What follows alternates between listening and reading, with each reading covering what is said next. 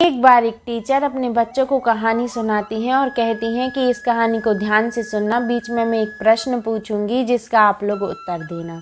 वो अपने बच्चों को कहानी सुनाती हैं कि एक बार एक छोटा सा जहाज दुर्घटनाग्रस्त हो जाता है, जिसमें एक पति पत्नी सफ़र कर रहे होते हैं। वे देखते हैं कि उस जहाज़ में केवल एक ही लाइफ बोट है।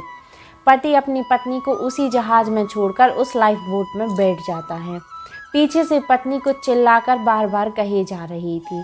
टीचर ने अपने बच्चों से पूछा कि बताओ कि वह पत्नी बार बार क्या कह रही थी। तो सभी बच्चे एक साथ चिल्लाकर कहने लगते हैं कि वह कह रही होगी कि तुम मुझसे बिल्कुल प्यार नहीं करते, तुम बेवफा हो, इसलिए तुमने मेरी जान नहीं बचाई। लेकिन एक बच्चा उदास बैठा हुआ था। टीचर ने उसके पास जाकर के कहा कि तुम भी जवाब दो, तुम क्यों उदास बैठे हो। तब वह कहता है कि उस पत्नी ने कहा होगा कि मेरे बाद मेरे बच्चे का ख्याल रखना। तो टीचर कहती हैं, क्या ये कहानी तुम पहले सुन चुके हो? क्योंकि हाँ, पत्नी ने बिल्कुल यही कहा था।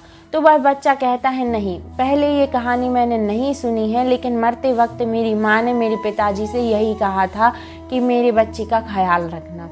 तो टीचर इसके बाद आगे की कहानी शुरू करती हैं कि उस पति ने अपने बच्चे की अच्छे से परवरिश की और जब वह मर गया तो उसके सामान में से उसकी बच्ची को उसकी एक डायरी मिलती है, जिसमें उसकी पत्नी के बारे में लिखा होता है कि यदि बात बच्ची की परवरिश की ना होती तो मैं भी उसी जहाज में तुम्हारे साथ समुद्र की गहराइयों में डूबकर मर गया होता। तुम्हें एक बहुत बड़ी बीमारी थी और उसकी लास्ट स्टेज थी। तुम कुछ ही दिन की मेहमान थी, इसलिए मैंने बच्ची की परवरिश के खातिर तुम्हें उस जहाज में छोड़ दिया। उस क्लास में शांति थी क्योंकि सभी इस कहानी का सार समझ चुके थे। दोस्तों, किसी घटना को ऊपरी सतह पर जानकर ही हम उसके निष्कर्ष पर पहुंच जाते हैं, लेकिन उसको वही समझ सकता है जो उस दौर से गुजर चुका है या फिर गुजर रहा है। हर बात के 3 पहलू होते हैं, जो हम जानते हैं और जो दूसरे जानते हैं और कह रहे होते हैं, और तीसरा जो सच होता है।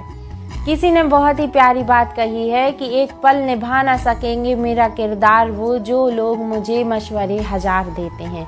तो मिलते हैं अगली कहानी में, जब तक के लिए जय श्री राधे कृष्ण। यदि कहानी अच्छी लगी हो तो शेयर ज़रूर करें और लाइक करें।